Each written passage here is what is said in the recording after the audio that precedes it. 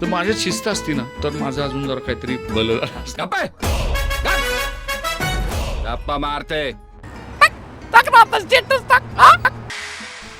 गंगना लाव की कडक आज तू लाव. असं खूप लोकांना वाटतं. सगळे इथंच येते. पण शिस्त नाही.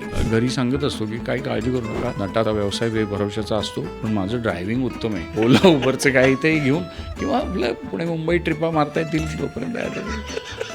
आणि अरे खरंच तो आता चांगलं उत्तम ड्रायव्हिंग आहे तुम्हाला. मला आवडतं आणि प्रचंड आवडतं ड्रायव्ह. आनंदाने ड्रायव्हिंग करतो. मला आळस आवडतो. गिव्हन अ चॉईस मी काही करणार नाही आणि मज्जेत असेल, मी आनंदात असेल. काही न करता आनंदात राहायला शिकलेलो आहे मी. तुम्ही मीपणा कुठपर्यंत करत राहणार आहात आणि कशाचं करणार आहात? काय टिकून राहतं इथे? आपण काही लोकांची कोणाचीही अपेक्षा पूर्ती करण्यासाठी आलेलो नाही होत जन्माला. हे समजून घेतलं पाहिजे. आम्ही लेखक, अभिनेता, दिग्दर्शक या सगळ्या वेगवेगळ्या भूमिकांमधनं गिरीश दादाला ओळखतो, गिरीश कुलकर्णीला ओळखतो. तुझ्यासाठी गिरीश कुलकर्णी कोण आहे? मी अतिशय पूर्णपणे अहंकारी आणि मला असं वाटायचं की माझ्यासारखं कोणाच्या बापाला असा अभिनय येणार नाही, मी आणि एकमेवच आहे वगैरे या पद्धतीच्या ताठ्यात मी होतो. आणि आपली कला आपण काही पोट त्याच्यावर नसलं पाहिजे वगैरे असं मी थोतांड काहीतरी बडबड करत पण असेल. पण पैसा एक आभासी सत्ता देत राहतो माणसाला, आतमध्ये भ्रम सत्तेचा येत राहतो की अरे माझ्याकडे. तुम्ही तुमच्या डबक्यातले बेडूक असता, मग तिथे डराव करा. ह्याची जाणीव एकदा झाली की मग तुम्ही पुढे चालू लागता. लहानपणी मला आत्याने मला सांभाळलं तर कुरडया घालायचो, तर मी त्याच्यात एक्सपर्ट झालो होतो. बेस्ट बाल कुरडईपटू अशा अर्थाचा पुरस्कार मला कदाचित मिळाला असता तेव्हा. काही नव्हतं तेव्हा. पण मला शारीरिक कष्टाच्या कामांच्या बद्दल, म्हणजे उदाहरणार्थ ते जे असतात ना वर जाऊन कैऱ्याच काढून आणतात, अरे नारळ सोडतात ते असं ते करत जातात, असल्या गोष्टीत लय उत्सुकता आहे आपल्याला. एस टीचे ड्रायव्हर, लहानपणी आता खूप एस टीचा प्रवास करणं झालं, तिथे रात्राणीमध्ये रात्र झालेली, सगळे झोपतायत असे आपले कानाला बांधून कुठं काय, आणि हा ड्रायव्हर आपला तो असा डोळे लावून त्या अंधारात असा बरोबर आणि आपण असं करून ते अति शारीर भाषा आणि ती जबाबदारी. अरे ते हिरोच वाटायचं ना तो. पानाच्या टपरीवरती भेटणं ते कुठेतरी एक वेगळं समाज माध्यम होतं. तर पान टपरीवर गेलं, दिली टपली, शारीरिक स्पर्श होता, इंद्रियानुभव होता, समजून येत होतो, डोळ्यात वाचता येत होतं की दोस्तच आहे हा, टपली दिली म्हणून काय फरक नाही, पण त्याच्या मनात काय नाही असं. आता हे कळावं कसं व्हॉट्सॲपवर? त्यातला इंद्रियानुभव गेला. आता मी सतत जगातल्या वेगवेगळ्या कल्चर्सना एक्सपोज होतोय. मी कोरियन बघतोय, हे बघतोय, ते बघतोय, आणि मला माझं ॲस्पिरेशन हे सगळं ते होत चाललंय. त्याच्यामध्ये मी कुठेतरी स्वतःला विसरत जाईन का? तुम्ही एक लक्षात घ्या ना की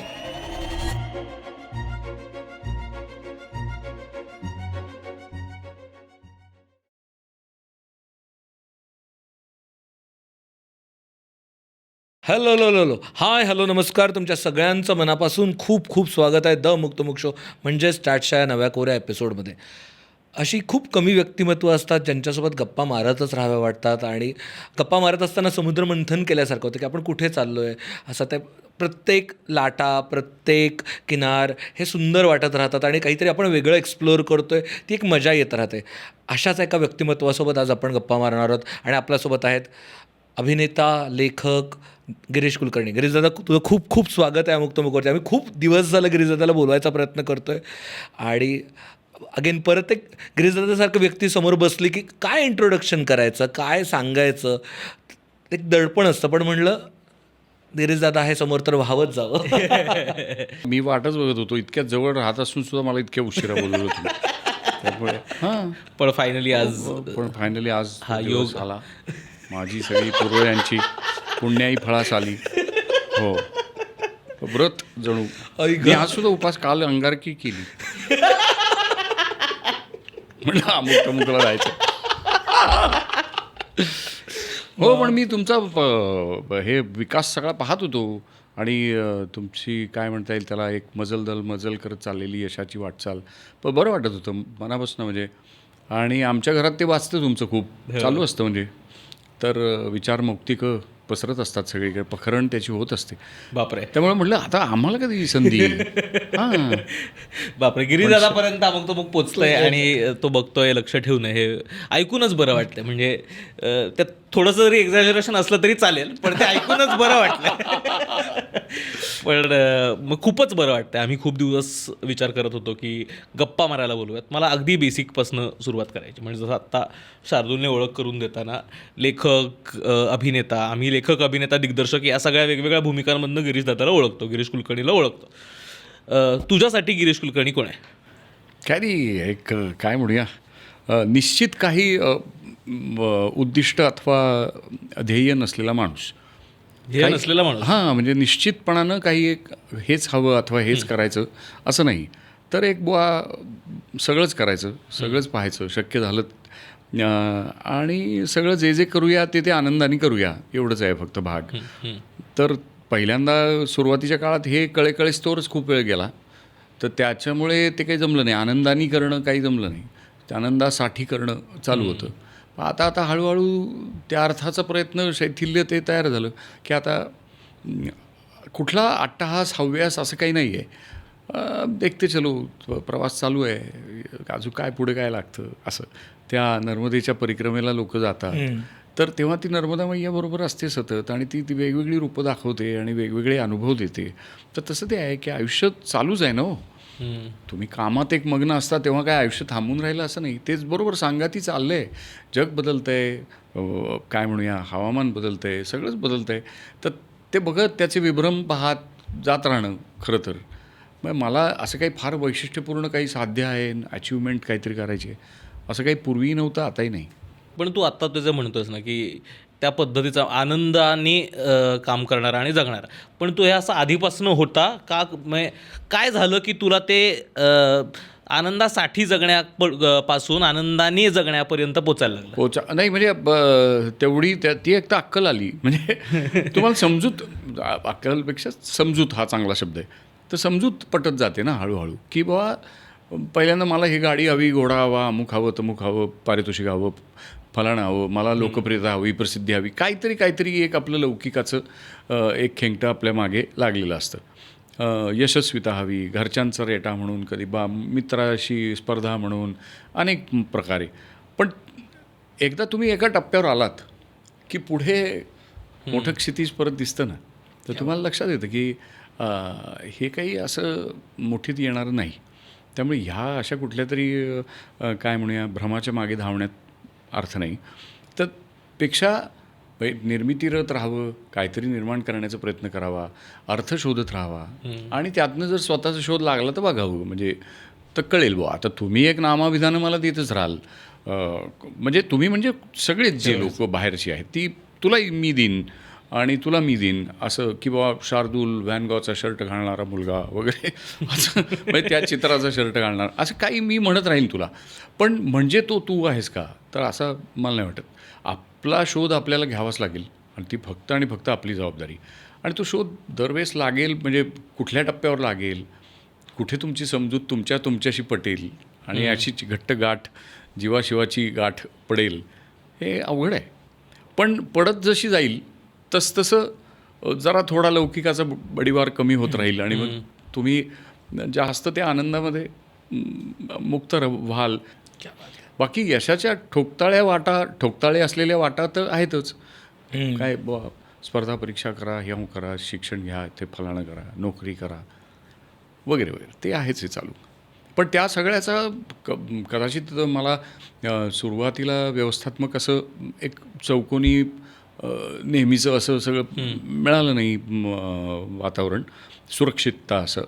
तर त्यामुळे कदाचित ते तसं झालं असेल की मला मुक्तता मिळाली तेव्हाच. हां, म्हणजे घरून कोणी असं म्हणायला नव्हतं की एवढे टक्के पाहिजेच, तेवढे असंच आहे, असलं काही नव्हतं. कोणी स्पर्धा मांडत नव्हतं काय. त्यामुळे मी जरा मोकळा होतो. त्यामुळे मी शक्य तेवढं लोकांशी, वेगवेगळ्या लोकांशी मैत्र जोडण्याचा प्रयत्न केला. तर असं आहे. तर त्यामुळे लवकर कळलं असतं तर अजून मजा आली असती की आनंदाने करायचं आहे सगळं. पण आतासुद्धा थोडं जाणवतं. कळलं आहे असं म्हणणं जरा अवघड आहे.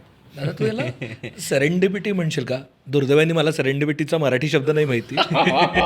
अरे हो नाही माझ्या बाबतीत ते नाही म्हणता येणार, पण म्हणजे ओव्हरऑल जी चर्चा झाली आहे त्याच्याबद्दल असं म्हणता येऊ शकेल कदाचित. कारण मला हे विचारावंसं का वाटलं, कारण तुझ्या आत्ता तू प्रवासाचं जे वर्णन केलंस ते कुठेतरी असं नैसर्गिक आहे आणि त्याच्यात त्या गोष्टी घडत गेल्या. म्हणजे तू त्याच्यासाठी अट्टहासाने प्रयत्न केल्यापेक्षा तू म्हणालास तसं की नैसर्गिकदृष्ट्या तू त्याला आलिंगन घालत आलास आणि त्याची मजा घेत आलास आणि हळूहळू ती मजा मे बी बदलली. कारण तुझ्या कामात पण ना तेच नैसर्गिकरित्या दिसतं. म्हणजे तो जो नैसर्गिकपणा आहे ना, कोणतंही म्हणजे वळूमधलं काम असेल किंवा देवळूमधलं काम असेल, आम्हाला लिटरली ती व्यक्ती आमची वाटते असं कधीच वाटतं मला कोणतंही. म्हणजे अगदी सेक्रेड गेम्समधला तो राज्यकर्ता असला तरी असं कधीच वाटत नाही की रिजर्दनी ते काम केलं आहे आणि तो काहीतरी एक वेगळा व्यक्ती वाटतोय. तो व्यक्ती मला माहिती आहे, माझ्या तो जवळचा आजूबाजूचा आहे, कोणीतरी नेबरहूडमधला द गाय नेक्स्ट डोअर वाटतो कायम. हे कसं येतं, हे नैसर्गिकपणा कसा येतो? म्हणजे हा तुमचा मोठेपणा आहे नजरेतला की तुम्हाला तसं ते वाटतं, कारण वाटून घेणारे तुम्ही आहात, करणारा मी आहे. मी पण वाटून देणार नाही तेच ना, मी करताना काही असं आता तुम्हाला असंच वाटवायला लावतो किंवा तसंच करायला लावतो असा जादूगार नव्हे.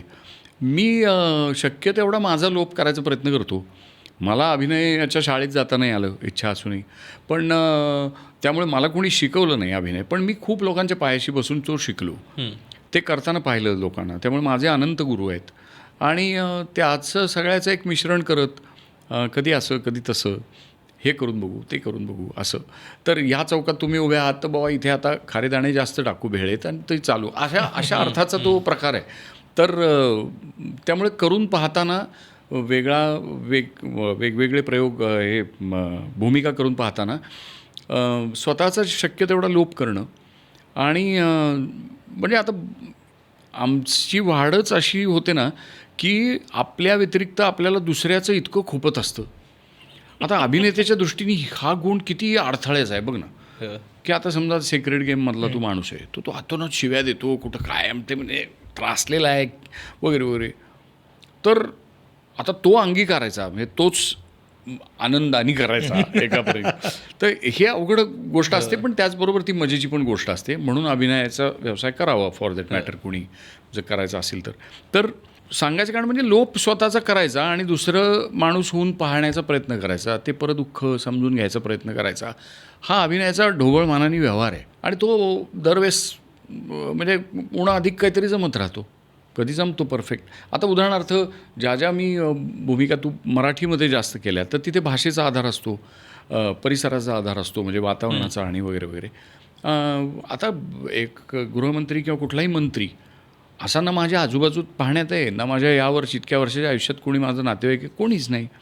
आता हे सगळं जे आहे ते बाहेरनं आलेलं असं ऐकीव आणि अशाच स्वरूपाचं आहे.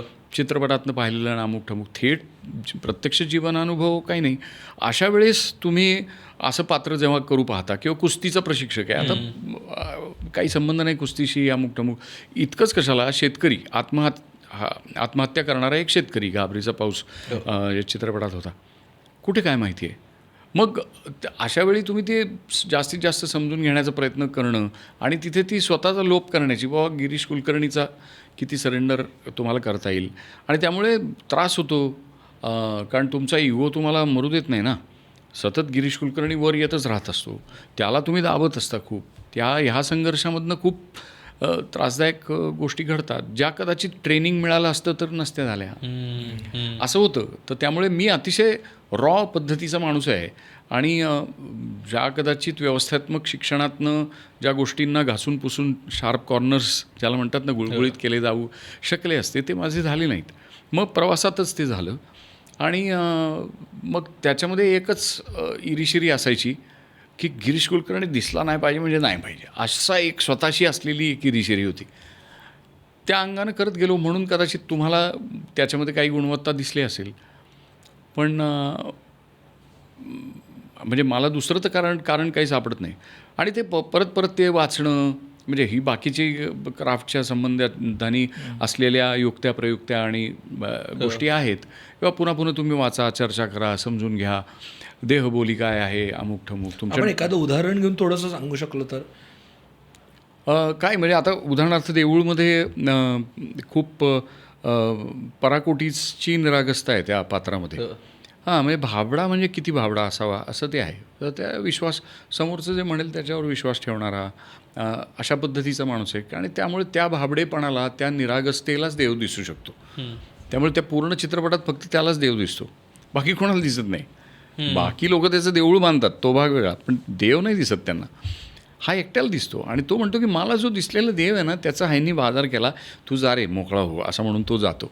आता हा जो प्रवास आहे तो लेखक म्हणून तुम्ही लिहिलात, पण तो प्रत्यक्ष अनुभूत करत म्हणजे अनुभूती त्याची जणू काही येते आहे असं दाखवत परत चित्रपट हा विषय कसा आहे की तो टप्प्याटप्प्याने चित्रित होतो.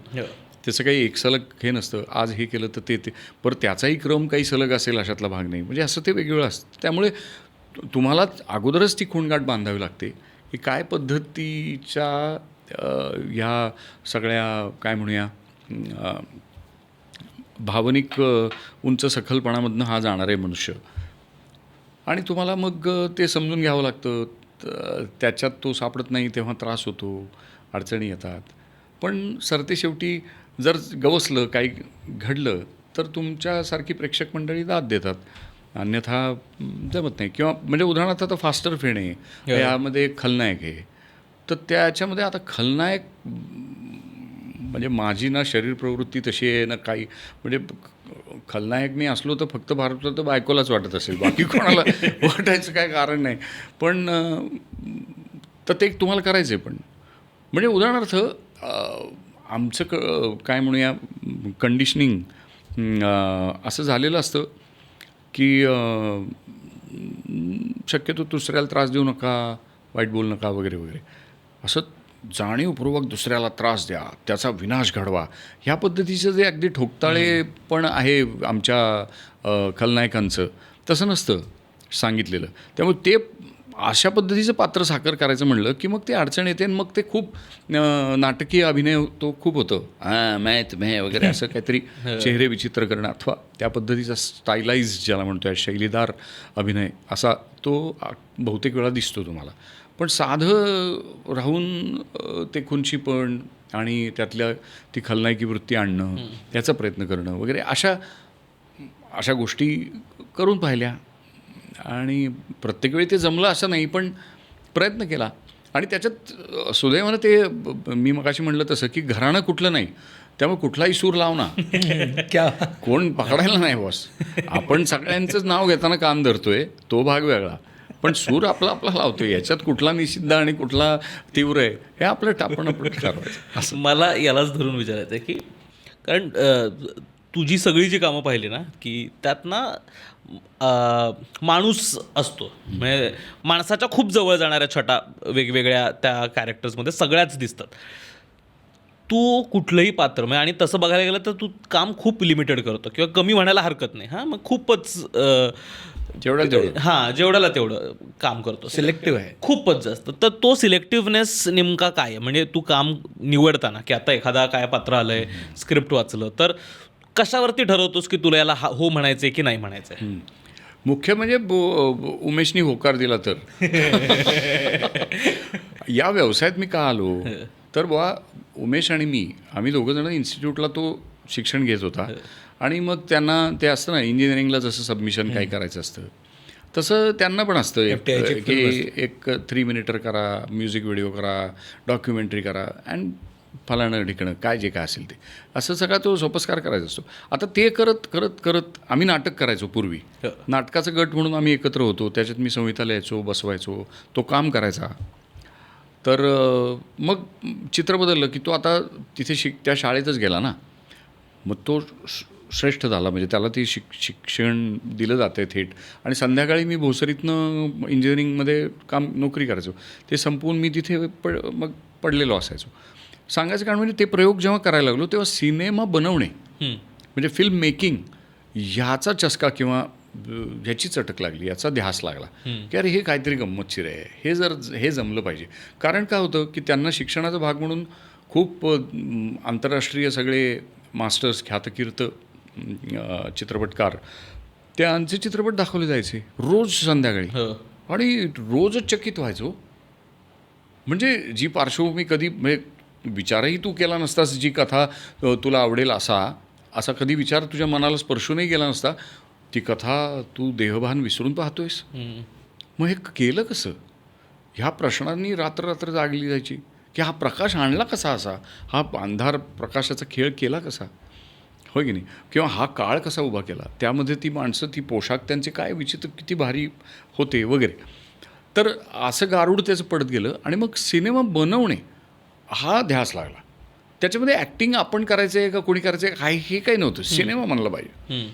आणि सिनेमा बनवणं ही अवघड गोष्ट आहे. तर ती बनवायची आणि काहीतरी भारी सिनेमा बनवायचा. मूळ कारण हे असल्यामुळे मी नोकरी खूप म्हणजे वळूच्या वेळेस मग वळूपर्यंतही नोकरी केली. वळूच्या वेळेस मी रजा घेतली होती नोकरीतनं आणि गाभरीच्या पाऊसला मी नोकरी विहीरच्या वेळेस सोडली. विहीर ह्या चित्रपटाच्या वेळेस उमेशने मला सोडायलाच लावली म्हणजे ती नोकरी. पण सांगायचं कारण म्हणजे तोपर्यंत मला अजिबात चुकूनसुद्धा आपण नट व्हावं, प्रसिद्ध व्हावं, काहीतरी असं काही नव्हतं. मी जो काही अभिनय करत होतो हौशी नाटकांमध्ये वगैरे, मी अतिशय पूर्णपणे अहंकारी आणि मला असं वाटायचं की माझ्यासारखा कोणाच्या बापाला असा अभिनय येणार नाही, मी आणि एकमेवच आहे वगैरे, या पद्धतीच्या ताठ्यात मी होतो. आणि आपली कला, आपण काही व्यवसाय म्हणजे पोट त्याच्यावर नसलं पाहिजे वगैरे असं मी थोतांड काहीतरी बडबड करत पण असे. पण एकापर्यंत तो विश्वास होता, म्हणजे मला अजिबात करायचं नव्हतं ते. इंजिनिअरिंगची नोकरी काही खूप आवडत होती अशाला भाग नाही, मी व्यवस्थित त्याच्यामध्ये करत होतो काम, पोटापुरते पैसे मिळत होते. पैशाशी निगडीत खूप काही स्वप्न होती असं अजिबातच नव्हतं सुरुवातीपासून.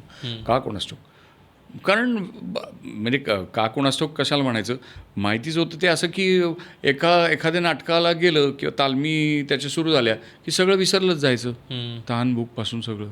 ती नोकरीसुद्धा विसरली यायची. म्हणजे माझ्या तर असे किस्से आहेत की तालीम एखाद्या नाटकाची सुरू झाली तर मी नोकरी सोडून देत असे, कारण ते तालमी दिवस रात्र हळूहळू त्या वाढत जायच्या. वाढत गेल्या की नोकरीला जायचंच नाही, कारण तालीम महत्त्वाची आहे. मग ते तिकडून म्हणायचे, अहो या काय येत आहे का नाही, आता राहू द्या म्हणायचं, तर काय जमत नाही अशा पद्धतीने. पण तरी देखील अनेक ठिकाणी जिथे मी नोकरी केली तिथल्या सगळ्या मंडळींनी खूप एक तर सांभाळून तर घेतलंच, कारण मी काम चांगलं करायचो. हां, म्हणजे प्रामाणिकपणे जे काय करायचं प्रामाणिक आणि उत्तम करायचो. पण नाटकमध्ये यायचं खूप, असं ते होतं. पण ते माणसांनी खूप सांभाळूनही घेतलं. आणि असं पण झालं होतं की मला एक त्या अर्थानं गची बाधा पण होतीच की मी जशी संहिता लिहितो तसं कोणीच नाही वगैरे. त्यामुळे ते मला आवडतही नसे कुठली संहिता, हाही भाग होता. म्हणजे आताही काही फार त्याच्यामध्ये खूप फरक झाला आहे अशातला भाग नाही. मला नाही आवडत पटपट संहिता, असं आहे. आणि मी तसा बुजरा माणूस आहे रे. मला खरं सांगायचं तर मला भीतीच वाटते की एकदम आता हे पूर्ण नवी काय म्हणू, नवा संघ युनिट सगळं नवं असणार. आता त्यांचे म्हणजे किती अनुभव काय वेगवेगळे असतील आणि एकदम म्हणजे मला बुजून झाल्यासारखं होतं नवीन माणसामध्ये जाताना. हे अगदी मी आतलं सांगतोय, म्हणजे मी दाखवताना तुम्हाला खूपच असं हे दाखवीन कारण मी ॲक्टर आहे. पण तसं होतं, मग वाटतं की नको कशाला उगाच जाय राहू द्या. मग काही वेळा मात्र अगदी रेटाच असतो की म्हणजे आता हे तू करायलाच पाहिजे, मग तेव्हा जाऊन करतो. आता जसा मी तो एक बाप्या नावाचा जो चित्रपट केला आहे, जो आता 15 तारखेला प्रसिद्ध होईल, प्रदर्शित होईल, तर अशा भूमिका किंवा गाभरीचा पाऊससारखा की येत नाही आहे माहिती आहे आपल्याला, पण तरीसुद्धा ते इतकं त्याची खेच एवढी आहे की जाऊच काही करू आणि ते करूच असं. किरणनी एक सलाम नावाचा चित्रपट तयार केला होता, सुंदर चित्रपट होता, किरण यज्ञोपवीत. तर अशा काही गोष्टींच्या वेळेस मग इवन फास्टर फेणे ही मुख्य धारेत छान क्षितिजनी लिहिलेली संहिता आणि आदित्य बहारदार माणूस आहे, त्यामुळे त्यांनी जे मला असं कन्व्हिन्स करून वगैरे, नाही सर तुम्ही करा वगैरे असं करत, आणि निखिल साने त्यांचे मित्र, त्यांनी ते कन्व्हिन्स केलं. तर सगळं ते जमून यावं लागतं. नटाने कधीच आपल्या कामाचं जर कोणी वाहवा करत असेल तर त्याचं श्रेय स्वतःकडे घेऊ नये, कारण त्याला खूप हात लागलेले असतात चित्रपटाच्या बाबतीत तरी खास करून. नाटक वगैरेच्या बाबतीमध्ये तुम्हाला बराच श्रेय घ्यायला जागा आहे, पण सिनेमाच्या बाबतीमध्ये नटांनी जेमतेम श्रेय घ्यावीत ते हो, कारण संकलक आहे, नट आहे, पोशाखवाला माणूस आहे, सगळे बरेच लोक आहेत, रंगभूषाकार आहे, म्हणजे मेकअप, तर असे बरेच लोक हात लावतात. कॅमेरा म्हणजे उदाहरणार्थ हे सगळं चाललंय ते कॅमेऱ्याच्या भाषेत चाललं.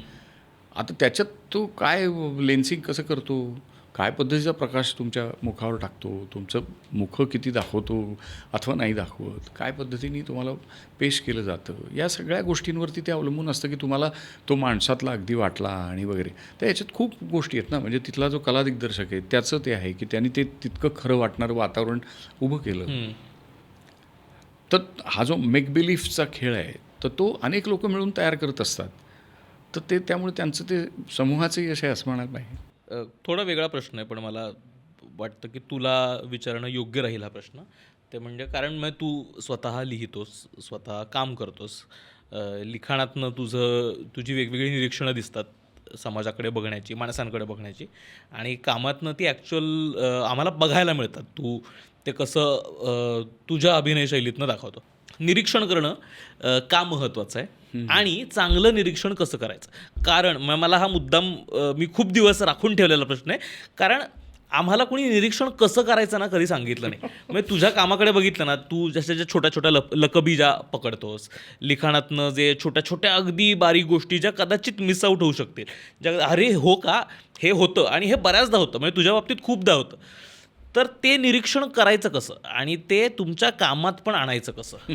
तुझा रियाज पक्का आहे. नाही आणायचं कसं असं जाणीवपूर्वक आता निरीक्षण वाढवतो असं म्हणून मी केलं नाही. त्याचं उत्तर असं आहे खरं तर की लहानपणी मी खूप बुजरा होतो आणि अजूनही आहे. त्यामुळे मग एकट्याने कुठेतरी कोपऱ्यात जाऊन बसणं आणि बघत बसणं हा छंद, म्हणजे हा पहिल्यांदा एक आपदधर्म म्हणून आलेली अवस्था, मग त्याच्यातनं छंद तो तयार झाला आणि मग त्याच्यातनं मजा यायला लागली आणि मग दडून बसलेलं बरं असं अशा अर्थाचं ते व्हायला लागलं. तर त्यामुळे काही वेळा घुमेपण किंवा अबोलपण हे खूप चांगलं आहे. तर तसं ते आहे की तुम्ही प्रत्येक वेळी करत काहीतरी राहायला पाहिजे असं नाही. इतर खूप देखणी माणसं खूप काहीतरी करत असतात, ते पाहणंसुद्धा खूप मौजेचं आहे. तर तो ठेराव, पण आता मी तुला म्हटल्यासारखं मी बुजरा होतो आणि मी घाबरट होतो, त्यामुळे माझ्याकडे ते आपोआप आलं.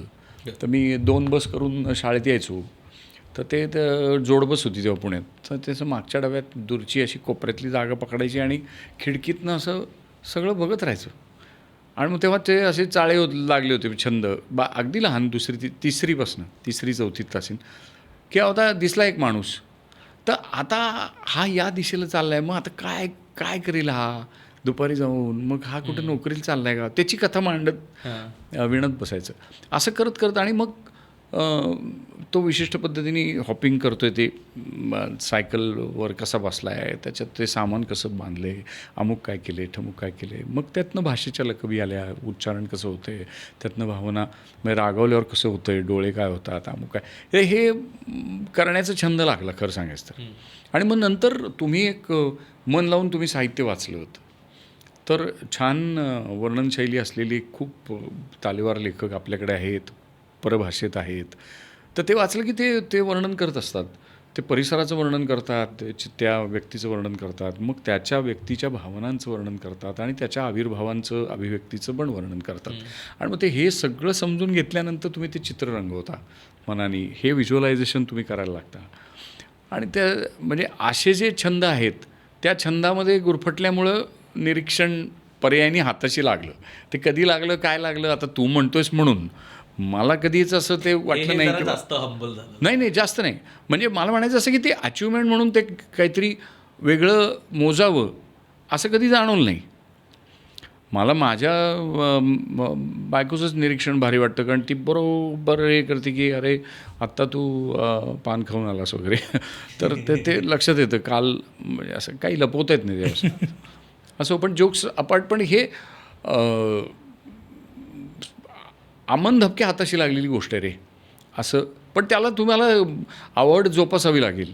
म्हणजे तुम्ही जर गेलातच बाजारात तर किंवा कुठेतरी निसर्गात, तर लगेच फोन काढू नका, लगेच कॅमेरा काढू नका तर बद्ध करू. त्याला फ्लो असू दे. म्हणजे तिचे देऊळमध्ये म्हटलं की तू मोकळा राहा. तर हा आहे निसर्ग, मला बघता येतो, टिपता येतोय ना, तो कशाला इथं कैद करून आणू मी, नको ते करू अजिबात. अशा अर्थाने तर मग ते निरीक्षण वाढीस लागेल. कारण तू येऊन परत असं अगदी तो बारकाईने फोटो तपासून त्याचे तपशील काढत बसतो का, नाही होत. असं तुम्ही करत नाही. तो क्षण मनपूत जगता जर माणसाला आला तर मला असं वाटतं की मग मजा येईल.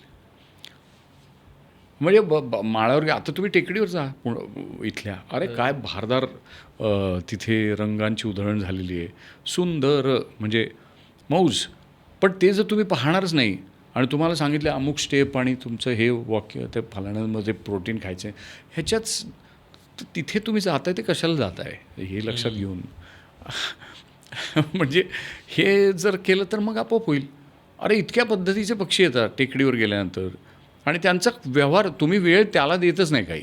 तुम्ही तुमच्या शरीराचं सगळं केलं, अरे झालं त्याला सगळं देऊन झालं बाबा वेळ, त्याच्यानंतर थोडा ठेवशील का नाही इतरांसाठी, नाही का माझंच नाटक बघा, अरे तुझं बघतो पण इतरांचं पण नाटक बघशील का नाही तू, असा साधा व्यवहार आहे. तर ते बघणं, त्यामुळे ते कोलते सर, प्रभाकर कोलते चित्रकार, त्यांचं सीइंग म्हणजे त्याच्यावरतीच खूप म्हणजे गेल्या काही दिवसात एका विषयाच्या अनुषंगाने मला ते वाचन आणि हे करणं झालं. पण चित्रकार खूप चांगलं पाहतात, मग का बरं आपल्याला पाहता येऊ नये तसं. तर हे समजून घेतलं पाहिजे. पण तोच प्रश्न, बघायचं कसं, आम्हाला बघताच येत नाही, आम्हाला खाताच येत नाही. चालू करा ना, तू आपोआप म्हणजे काय म्हणता येईल त्याला, श्वास कसा घ्यायचा आहे तुला काही शिकवलं काय कोणी नाही. तशी इंद्रिय दिली आहे, ती इंद्रियानी आता बघ, आईने असं थोडी दाखवलं असं बघायचं, असं नाहीच न केलं. मग इंद्रिय, पंचेंद्रिय, ज्ञानेंद्रिय दिली आहे, ती वापरायला लाग. त्याचा वापरच नाही होते. तुम्ही पाहताय कशातनं पाहताय, तुम्ही थ्रू लेन्स किंवा गॅजेट पाहताय ना, इतकं साधं रे. म्हणजे असं काही फार त्याला खूप शिकायचं म्हणजे खूप काय करायचं असं नाही. फक्त ती इंद्रियानुभव पंचेंद्रियांनी तुम्ही परत एकदा चालू करा समजून घेणं. तर आत्ता होतं आहे काय की आम्ही ह्याच्यावरनी समजून घेतो आहे, ते काढलं की निरीक्षण वाढेल. आमचा एक्सपिरियन्स हा तिकीटेड एक्सपिरियन्स आहे. सगळ्या गोष्टीला आम्ही नाटकाला जातो तेव्हा किंवा सिनेमालाही जातो, so I want to experience that theatre. हो. ते एक्सपिरियन्स आहे तो, तसा एक्सपिरियन्स तो म्हणतो तसा पंचेंद्रियांनी नाही घेता येत. नाही घेत आहेत. हां, ते म्हणजे ते वेगळ्या, त्याला वेगळं काहीतरी एक आरोपित केलं गेलेलं आहे की आता हा चित्रपट मला बघायलाच पाहिजे, मग त्यावेळेस ते अमुक शीट पाहिजे, मग त्याच्यात हे खाल्लं पाहिजे, या पद्धतीने मी तिथे गेलं पाहिजे, व्हॅलीला किती वेळ, म्हणजे खूप काय म्हणूया त्याच्या डिझाईन्ड आहे तो. क्रियाकलाप खूप वाढलेला आहे, साधं राहिलं नाही. अहो चित्रपटगृहात अंधार झाल्यानंतर मज्जा यायची लोकांना, म्हणजे की बाबा आता माझा लोभ झाला आणि मग मी आता एकरूप होतो त्या कथानक कशी पडद्यावरच्या, असं म्हणून ते एकत्र जाऊन सिनेमा बघायचा आणि त्याचा इम्पॅक्ट एक वेगळा प्रभाव त्याचा पडत असे. आता ते जरा थोडंसं अवघड झालं. आत्ता एक्सपिरियन्स म्हणजे कुठेतरी ताडोबाला जायचं आणि सकाळी 6च्या सफारीला जाऊन तिथे जाऊन वाघ दिसला तरच मला एक्सपिरियन्स आहे. पण मी इथे काय टेकडीला गेलो किंवा माझं तर म्हणणं आहे की कधी कधी मला गंमत वाटते, ट्रॅफिकमध्ये अडकल्यावरती ते गजरा विकायला येतं कोणीतरी, फुलं विकायला येतं आणि त्याच्याशी कोण कसं बोलतं आहे मला तोही एक्सपिरियन्स वाटतो आहे. मला वाटतं की तो एक्सपिरियन्स क्षणोक्षणी आहे तो. अगदी हो. तर काय जाऊन कुठेतरी पैसे देऊन करावा लागतो तो एक्सपिरियन्स. असं काहीच नाही आहे, खरंच नाही आहे. अगदीच बरोबर. रोजच्या रोज तू कार्यालयात येताना जाताना घरी आजूबाजूला खूप माणसं आहेत. सुदैवानं आपला देश एकदम त्या बाबतीत समृद्ध आहे, लोक. प्रत्येक माणूस हे क्रिएशन आहे. अशा दृष्टीनं कुतूहलानं तुम्ही जर पाहत गेलात तर मजा येईल. पण आता झालं आहे असं, तेच सांगतो ना, माझी मनोभूमिकाच बहुतेक सर तिकडे अशी जी झालेली असल्यामुळे त्यामुळे मी बघत बसत नाही त्याकडे. आणि दुसरं माझी भूमिका अशी पण आहे ना की माझ्याचकडे बघ, सतत मी ह्यातलं सेल्फीज काढतोय असं. ते शिरीष कणेकर म्हणतात ना की जुन्या हिंदी चित्रपटाला आत गेलं की बाहेर आलं ते मला एक आठवडाभराने आलो असं वाटायचं. तो एवढा एक्सपिरियन्स होता. करेक्ट. तर ते आयुष्यच उभं करायचं तुमच्यापुढे आणि त्या अर्थानं तुमचा भाबडेपणा पण होता. आता तुम्ही चतुर आहात रे, खूपच इन्फॉर्म्ड आहात, माहिती तुम्हाला खूप आहे. हां, अनुभूती किती आहे माहीत नाही, पण इन्फॉर्म्ड आहात तुम्ही, त्यामुळे तुम्हाला कशाचं अप्रूप लवकर वाटत नाही. दुसरी एक गोष्ट आहे म्हणजे साधेपणानं काहीतरी दिसला, एखादा चतकोर दिसला कुठेतरी काहीतरी एका विशिष्ट रंगाचा, तर तू भुलून त्याच्याकडे बघत राहावं अशी अवस्थाच नाही राहिली. कारण त्याच्यापेक्षा कैक पटीचे अगदी चकचकीत रंग तुझ्या इथे पाहिलेले आहेस तू.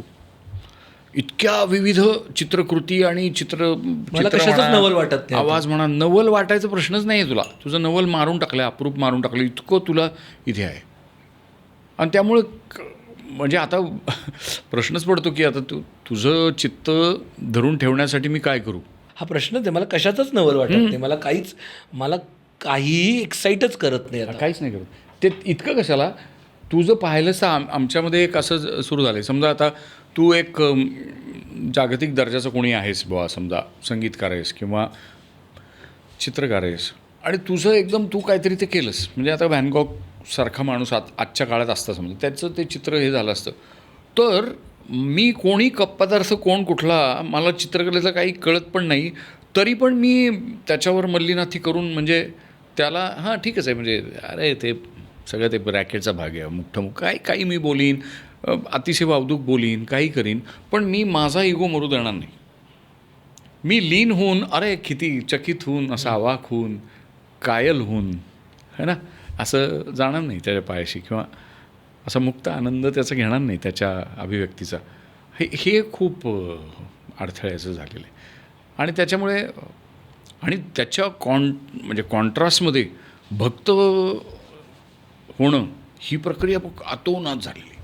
मग ते कशाचे भक्त होत आहेत लोक, कशाचेही, म्हणजे विचारशक्ती पूर्ण कुंठित आणि गहाण टाकणे हा प्रकार पण एका बाजूला खूप होतो आहे. एका बाजूला मीपणाकडे येणारा मीच तो कभी कभी लगता है आपुनिश गॉड आहे काय ते आहे ना वाक्य, तसं पण होतं आहे. तर ही गमतीशीर चालू आहे. मला त्यालाच धरून प्रश्न होता खरं तर, छान त्याला सेगवे मिळाला मध्ये, की तू स्वतःला किती सिरियसली घेतोस. कारण आता सगळेच ना, कदाचित सोशल मीडियामुळे असेल, कदाचित बाजारीकरणामुळे असेल, मार्केट फोर्सेसमुळे असेल, सगळेजणांना आता मीच तो शाहरुख आहे, मग मलाच चेहऱ्यावरती 4 क्रीमा थोपायच्यात, मलाच जगातलं सगळ्यात सुंदर दिसायचं आहे, मलाच सगळ्यात फिट दिसायचं आहे, मला आत्ता जे परवडेल माझ्यासाठी ते सगळं विकत घ्यायचं आहे पासून सगळ्याच गोष्टी करायच्यात. मग मी काढला आहे दरीचा फोटो, पण तो मी काढला आहे फोटो हे मलाही वाटतं. तर ते सगळीकडे माझा मी चिकटलेलाच असतो. तर सगळ्यांचा आत्ता मी ते जरा जास्तच सिरियसली त्यांच्या मीला घेत आहेत. तुला तुझा मी किती आवडतो आणि किती सिरियसली घेतो तू? काय सिरियस, काय अजिबात घेत नाही सिरियस बिरियस. मला आळस आवडतो, प्रचंड आवडतो. गिव्हन अ चॉईस मी काही करणार नाही आणि मज्जेत असेन, मी आनंदात असेन, काही न करता आनंदात राहायला शिकलेलो आहे मी. आणि खूपच कप्पदार्थ माणूस आहे मी. काय म्हणजे कुठे सिरियसली घेत बसतो. आणि म्हणजे आता तो त्या व्यवसायात आहे म्हणून तुम्ही मला बोलवता, नाही तर तुम्ही मला बोलवलं नसतं. कारण मी काही माझं म्हणून काहीतरी असा डांगोरा पिटत राहत नाही. मी असं ओरडत माझी बोरं विकत बसलेलो नाही. मला नाही वाटत त्याच्यात तथ्य. पण म्हणून मी काही खूप ग्रेट आहे अशातला भाग नाही. मी एक कप्पदार्थ, एक वेगळ्या पद्धतीचा एक वेगळा माणूस आहे. तुम्हाला त्या वेगळेपणामध्ये अप्रूप असलं तर तुम्ही 4 घटका मला बघा, नाही तर सोडून द्या. इतका अरे खरंच आहे. पण ते म्हणजे त्या अर्थानं काय टिकून राहतं इथे. तुम्ही मीपणा कुठपर्यंत करत राहणार आहात आणि कशाचं करणार आहात, काय टिकून राहतं इथे. इतकं आता क्षणभंगूर झालेलं दिसून येतं तुम्हाला. म्हणजे पूर्वी पण ते तसंच होतं, पण त्याची तेवढी जाणीव होत नसे. एक भरोसा होता लोकांना की बाबा हे असं चालत राहील. आज म्हणजे इथे मी आता घरी जाताना मला कोणी उडवला तर संपून जाईल की इतकी वाहनं आहेत रस्त्यावर. म्हणजे काळ इतका जवळ समीप तुमच्या आहे परसे. त्यामुळे सिरियसली वगैरे काही घ्यायची गरज नाही. उलटं सिरियसली न घेता उलटं ओझं कमी होईल ना. नाही तर केवढं ओझं आहे ते सतत बाळगत राहायचं. अमुक सातत्याने. मला तर असं वाटतं की यश अपयश ही तुम्ही व्याख्या करायची आहे. तर अपयश हे फार मजेशीरच आहे गोष्ट, चांगली गोष्ट आहे. हलकं करतं सगळं. अपयश आलं की अपेक्षा वाढत नाहीत लोकांच्या तुमच्याकडनं. दुसऱ्यासाठी जगणं होत नाही, आपलेच जगणं होतं. आपण काही लोकाची कोणाचीही अपेक्षा पूर्ती करण्यासाठी आलेलो नाही होत जन्माला, हे समजून घेतलं पाहिजे. तू तुलना करतोस स्वतःची इतरांशी किंवा आयुष्यात तुलना करतोस का? खूप कमी तुलना अशाच लोकांशी करतो फक्त की जे माझ्याहून खूप श्रेष्ठ आहेत, म्हणजे खूप श्रेष्ठ आहेत, म्हणजे मला शक्यच नाही त्यांच्या पासंगाला पूर्ण असे डोळे विस्फारून मी तुलना अशासाठी करतो की अरे त्यांचा अभ्यास बघ, तू कुठेच बघ, अशा अर्थानं करतो. मग त्यामुळे आस लागते नवं समजून घेण्याची, हे अशा अर्थानं. मला ॲक्च्युली तू दोन गोष्टी म्हणालास, मला खूप त्याच्यातनं इंटरेस्टिंग वाटतं की तू आसबद्दल पण बोलतोस आणि आळसाबद्दल पण बोलतोस. कारण बऱ्याचदा हा एक भ्रम आहे किंवा ही कल्पना आहे जी मलाही वाटते, म्हणूनच मला विचारते की माणूस आळशी असला ना की त्याची आस नसते, त्याला कशाची आस नसते. आस ठेवून आळशी कसं राहायचं? म्हणजे रादर आळशी राहून आस कशी ठेवायची. कारण का मला ती क्युरिओसिटी केली तर मी मरेन ना. हो, पण फक्त अळचा फरक आहे मध्ये. नाही रे, पण अरे मनोराज्य म्हणजे मनाची जी झेप आहे ना, कल्पनेची, त्यानं सगळं जग तिथे उभं करायचं ना, प्रतिसृष्टी. तू पडलेलाच आहे झाडाखाली, पण त्या पानामधनं दिसणारं आभाळ, ते आभाळ भेदून पुढे जायचं, त्यातलं काय जे काय स्वर्ग सप्तलोक बघायचे, त्याच्यामध्ये व्यवहार चालू करायचे, तुझ्या मनात चालू कथानक. आणि तू स्वतंत्र आहेस, त्याच्यात नानाविध कॅरेक्टर, तिथल्या इंटरॅक्शन्स, मजा आहे. आणि मग लक्षात येतं, मग कधीतरी वाचलेलं एक कॅरेक्टर दिसायला लागतं की बाबा काय इतिहासाचार्य राजवाडेच आहेत, अरे बापरे काय अभ्यास माणसाचा, कुरुंदकर आहेत, ओ माय गॉड, असं आहे की नाही. भीमांना आपले भीमसेन जोशी, काय त्यांचा स्वर, अवा बाबा, असं होऊन तुम्ही वेगवेगळ्या विचारव्यूहामध्ये जाता, विचारचक्रांमध्ये जाता. तुम्ही पडलेलेच आहात, तुम्ही काही काडी इकडची तिकडे करत नाही आहात. अशा अर्थानं ह्या ज्यात माणसाला बसल्या जागी जे ब्रह्मांड फिरण्याची जी ताकद आहे बुवा त्याची, तशा अर्थानं तुम्ही ते पहा. तुमचं जे पोतडी उशाशी ठेवलेली आहे अनुभवांची म्हणा, जगलेल्याची म्हणा, वर्षांची, ती खंगाळून बघा, उघडून इकडून तिकडून चिवडून बघा, त्यातलीच माणसं वरती फेकून बघा, तिथे काही खेळ करतात का बघा. असतं तुमच्याकडे संचित गोळा होतच राहतं. आम्ही फक्त गोळा करतोय, ते कधीच त्याचं म्हणजे रवंत नाहीच करत. रवंथ करणं, रवंथ करायला तुम्हाला स्थिर उभं राहावं लागेल ना, असं आहे. मला तुझी ही अनुभूती आहे ना त्याच्याबद्दलच थोडंसं अजून हे करायचं का. मला एक तुझा एक्सपिरियन्स शेअर करता, तू ठरवतं ठेवायचं कधी. एक दिवस मठाकडेचा प्रयोग होता गोव्याला, त्याच्यावरून येताना तू बसमध्ये म्हणालास मला आता बस चालवायची, आणि तू बस चालव.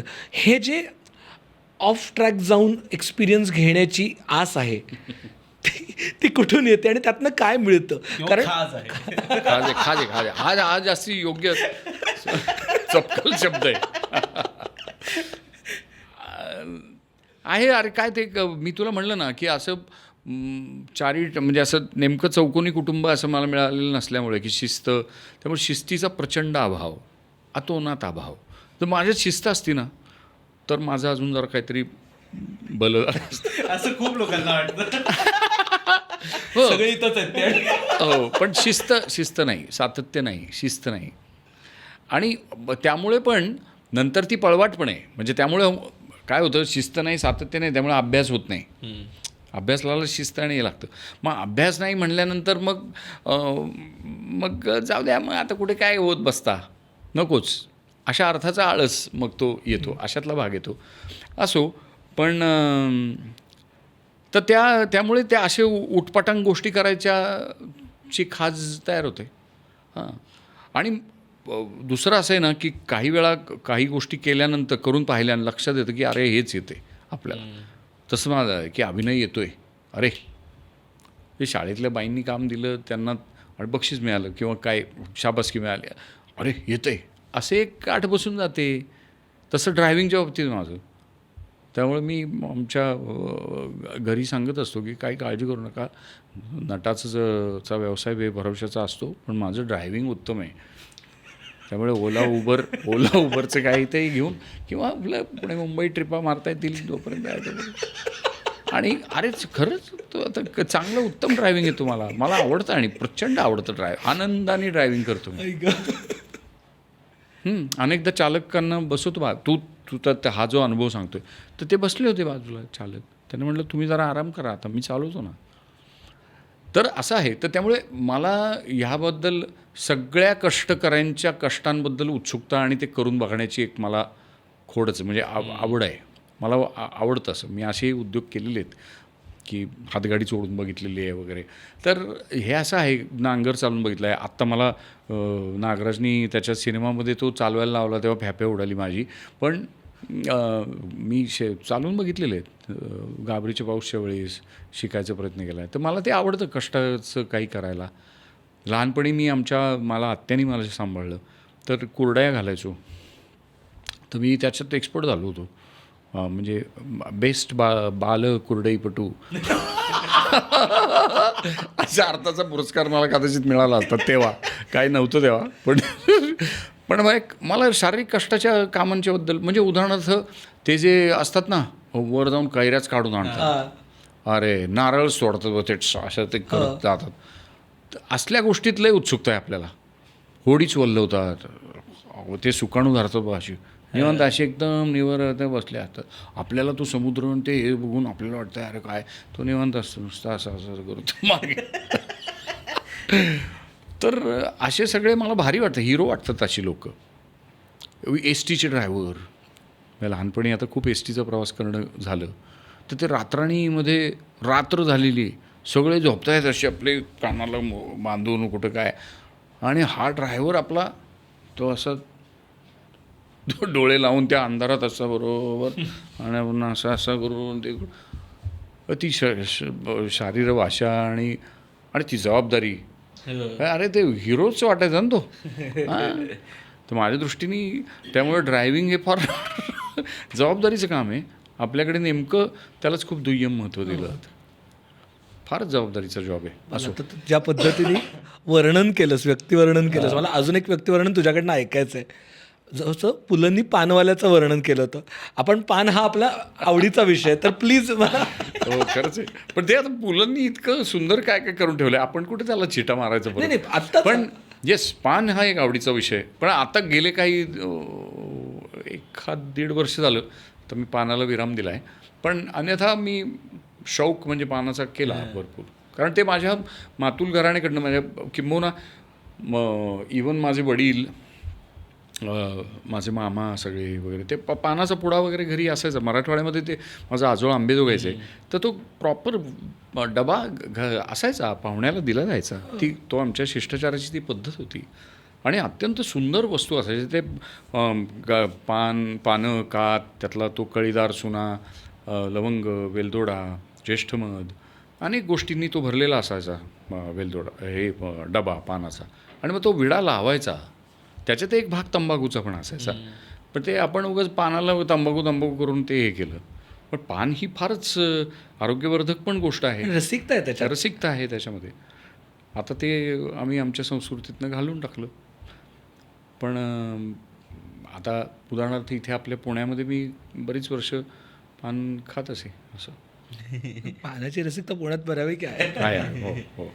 पण आता ते त्या अर्थानं ना, त्या पानाचं पण म्हणजे तो जो शौक आणि त्यातलं गम्य गुह्य कळत ते जे करायचे लोक, आणि त्याचा स्वतःचा सहभाग नोंदवायचे. म्हणजे फक्त पानटपरीवर जाऊन ते हे करणं, पानपट्टी खाणं, एवढा भाग नव्हता. ते घरी स्वतः पण तो शौक हे करत असत.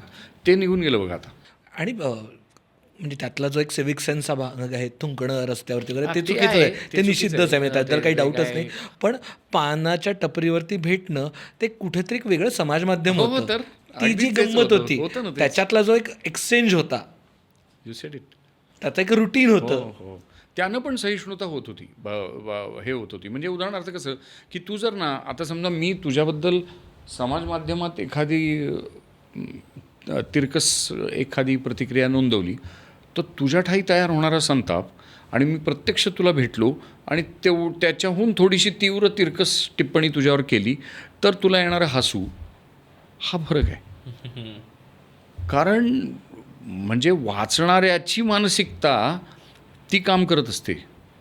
लिहिणाऱ्यांनी इतक्या हलक्याच पद्धतीने लिहिलेलं आहे, पण वाचणारा त्या क्षणी जेव्हा वाचतोय तेव्हा त्याची मानसिकता काय आहे याच्यावर काहीच तुझं हे नाही. तो त्या पद्धतीने वाचतोय, तो एकटाच त्याचा अर्थ आता लावणार आहे. आणि असा विसंवाद नव्याने आम्ही जे माध्यमं निवडली त्याच्यामधनं व्हायला लागला. पण पूर्वी असं नव्हतं. आता तूच म्हणतोय पानटपरीवर गेलं, दिली टपली, शारीरिक स्पर्श होता, इंद्रियानुभव होता, समजून येत होतं, डोळ्यात वाचता येत होतं की दोस्तच आहे हा, टपली दिली म्हणून काय फरक नाही पडत, त्याच्या मनात काय नाही असं. आता हे कळावं कसं व्हॉट्सॲपवर? त्यातला इंद्रियानुभव गेला, नष्ट झाला, कमी झाला. म्हणून ते फोटो काढत बसणं मग तुम्हाला निरीक्षण तुमच्या ठाई तयार नाही होणार. असं इंद्रियाचा वापर करायला पाहिजे, इंद्रिय सजग ठेवायला पाहिजेत. पंचेंद्रिय, ज्ञानेंद्रिय. आता आपण बघणं आणि या सगळ्याबद्दल बोलतो. तू सध्या काय बघतोय आणि काय वाचतोय, म्हणजे किंवा तुझी आवडती एखादी फिल्म किंवा तू एखादं जे काही हल्ली एवढ्याच पाहिलं जे तुला आवडलं? आता कालच मी फारच नितांत सुंदर आमचा एक मंगळवार चित्रपट गट असं म्हणूया काय त्याला, अच्छा, ट्यूजडे फिल्म क्लब अशा अर्थाने. तर ते तिथे काही छान गुणी माणसं एकत्र येतात, त्याचं हे केलं जातं, संचलन, त्याची एक आखणी केली जाते आणि मग विशिष्ट एक विषयसूची घेऊन त्याच्यानुसार चित्रपट दाखवले जातात. तर कालच मी एक चित्रपट पाहिला, the teacher who promised the sea असा तो सिनेमा आहे, स्पॅनिश, फार नितांत सुंदर सिनेमा आहे. अशा काही कलाकृती पाहिल्या किंवा चित्रकला पाहायला मला फार आवडते. आजकाल गेल्या काही वर्षात ती आवड जरा बळावली आहे. त्याच्याबद्दल वाचणं, चित्र पाहणं, स्वतः चित्र काढणं येत नाही मला, पण काढणं. जसं गाण्याबद्दल माझा एक नितांत प्रेम आहे की गाणं एका माणसाला गाणं म्हणता यावं. मला सिनेमाबद्दल सांग थोडंसं. मला त्या सिनेमाबद्दल सांग. हां, तो सिनेमा बरं. तर तो सिनेमा एका शिक्षक आणि मुलांची कथा सांगतो आणि स्पेन तो साधारण माझ्या मते दुसऱ्या महायुद्धाच्या अलीकडचा काळ आणि त्या काळात मग तो जनरल फ्रँकोची सत्ता तिथे आली आणि एकंदरीत मुक्ततेला याला सगळ्याला झाकापाक व्हायला सुरुवात झाली की मुक्त विचार, मुक्त आनंद. तर हा शिक्षक एका छोट्या गावात त्याची नेमणूक होते, तिथे तो येतो आणि तो आल्या तो पहिल्यांदा मुलांना सांगतो की मला की नाही तुम्ही नुसतं अँटोनिओ म्हणा, बाकी काही नको. शिक्षक कुठं, मास्तर कुठं, काहीच नको. अरे तुरे आपण दोघं समपातळीवर आहोत. मग ती लहानगीच असतात एकदम. ती म्हणतात बरं. आणि मग त्यांचं ते मैत्र सुरू होतं. तर तो बोलताना त्याचं ते एक वाक्य हे आहे की आम्ही सतत मुलांना मोठं करण्यामागे लागलेलो असतो, त्यांना ॲडल्टहूड मोठेपण देण्यामागे असतो. पहिल्यांदा त्यांना मुलं बनवलं पाहिजे. त्यांना पहिली मुलं करू आणि मग पुढं बघू त्यांच्या मोठेपणाचं. तर तशा अर्थानं तो व्यवहार करायला लागतो, पण ते समाजाला सहन होत नाही. तो म्हणतो, तो क्रॉस भिंतीवरचा काढून ठेवतो, क्रूस, आणि तो म्हणतो की शाळेत त्याचं काय काम, धर्माच्या कुठल्याही चिन्हाचं शाळेत नको काही काम. त्याचा परिसर चर्च म्हणा किंवा घर म्हणा, इथे तो शोभून दिसतो, इथे नाही, शाळेत नाही असं म्हणतो. अशा काही त्याच्या गोष्टींमुळे समाजाला साहजिकच तो त्रासदायक वाटतो. पण का त्रासदायक वाटतो त्याचं काही उत्तर नाही. तो कुठलंही हिंसक कृत्य काही करत नसतो. त्याच समाजातली मुलं म्हणजे त्यांचीच अपत्य ही बेहद्द त्याच्यावर जीव लावून असतात, त्यांच्यात खूप प्रगती होत असते. मग तो मुलांकडनंच, मुलांच्याच विचारातनं आलेलं पुस्तक छापतो वेगवेगळ्या विषयावरची, किंवा मुलांनी समुद्रच पाहिलेला नसतो तर तो म्हणतो की तुम्ही लिहा मग समुद्राबद्दल, कल्पना करा, त्याचं आपण एक पुस्तक काढू. मग ते एक प्रिंटिंग प्रेस असते तर त्याचा वापर करून ते मुलंच ती पुस्तक ते तयार करतात. तर त्याच्या विरुद्ध समाज आक्षेप घेतो. अरे बापरे. तर अशी हां, तर म्हणूनच नवा विचार ही एक सहजासहजी पचणारी गोष्ट नव्हे. समाजाला तर ती म्हणजे व्यक्तीलाही पचत नाही, समाजालाही पचत नाही. तर त्यामुळे आम्ही त्या पद्धतीचा समाज जर घडवू शकलो, करू शकलो, आणि ते सगळ्यांचं उत्तरदायित्व आहे असं मला वाटतं. कलाकारांचं आहे, राजकारण्यांचं आहे, समाजकारण्यांचं आहे, माध्यमकर्त्यांचं आहे, सगळ्यांचं आहे की आमचा समाज आम्ही त्या पद्धतीच्या परिपक्वतेच्या त्या उंचीवरती घेऊन जाऊ की जिथे अभ्यासाला महत्त्व आहे, जिथे सहिष्णुता आहे नव्या विचाराबद्दलची. दादा, तू मगाशी बोलताना एक खूप महत्त्वाची गोष्ट बोललास. मला त्याचं लिटरली खूप अप्रूव वाटतं की तुझ्या स्टॅचरचा माणूस तुझ्या आयुष्यात आलेल्या फेजेसबद्दल आणि गची बाधा जे म्हणालास, हे कोणी ओपनली बोलतं. मला त्याबद्दल करायचं की तुझ्या एवढा एक मुरलेला नट याबद्दल बोलतो, हे खूप महत्त्वाचं वाटतं मला आणि खूप जास्त काय म्हणतात त्याला ग्राउंडेड वाटतं. कारण ह्याच्याबद्दल कोणी बोलत नाही. मला त्याच्याबद्दल समजून घ्या की तुला ते कशा अर्थाने आत्ता या घडीला जाणवतं आणि कशा अर्थाने तू त्याच्याकडे बघतोस जुन्या घटनांकडे. आणि मग त्याला थोडंसं अजून पुढे जोडायला म्हणून, कारण आत्ता म्हणजे तुम्ही तर नट आहात, तुमचं कामच सिनेमात काम करणं, लोकांनी ते बघणं आणि प्रेक्षकांनी त्याच्यावरती प्रतिसाद देणं, आणि ती हायरार्कीच तशी आहे. आता सोशल मीडियामुळे कदाचित असं व्हायला लागलं आहे की जी आमच्यासारखी साधी माणसं पण आहेत की जी आमच्यासारखी कामं करतात. ती आता इंस्टाग्रामवर माझे किती 2 लाख फॉलोअर्स आहेत, ती आता माझे इतके आकडे आहेत, इतके, आणि तो सगळा आकड्यांचाच परत इथे पण. तर ते एक वेगळ्या अर्थानं की नाही मी तुमच्या अकाउंटसोबत कोलॅब करणार नाही, तुमच्या चॅनलवर येणार नाही, तुमचे 1 मिलियन सबस्क्रायबर्स नाही. आता तो एक वेगळ्या दिशेला चालला आहे. म्हणजे हो मॅम, ते वेगळंच आहे आता. म्हणजे तर आत्ता ते फक्त आपण प्रसिद्ध असणं कामामुळे आणि त्याच्यामुळे गची बाधा येणं हे फक्त कलाकारांपुरतंच सीमित नाही राहिलेलं आहे किंवा अभिनेत्यांपुरतंच सीमित नाही राहिलेलं आहे. ते तर सगळीकडे वाढलं आहे, कारण सोशल मीडियामुळे सगळ्यांनाच आता अभिनेते बनवले. तर अशा वेळेत त्याचा रेलेव्हन्स समजून घ्यायचा म्हणूनचा पण हा प्रश्न आहे. मला असं वाटतं पैशाचा खूप प्रादुर्भाव झाला. म्हणजे पैशाचा, संसाधनांचा, म्हणजे रिसोर्सेसचा खूप प्रादुर्भाव झाला. त्याची किंमत न उरण्या इतकं वैपुल्य आलं आणि त्याच्यामुळे हर कोई माणूस प्रस्थापित होऊ लागला. म्हणजे उदाहरणार्थ 4 पैसे मला जास्त मिळाले की मी माझ्या तिथे लगे प्रस्थापन माझं चालूच करतो की माझ्याकडे हे यंत्र आहे, ते यंत्र आहे, अमुक आहे, ठमुक आहे. पैसा एक आभासी सत्ता देत राहतो माणसाला. आतमध्ये भ्रम सत्तेचा येत राहतो की अरे माझ्याकडे आहे. मग त्यानं एक तुच्छता येते, त्यानं एक मग ती त्या अर्थाची गची बाधा म्हणा ती येते.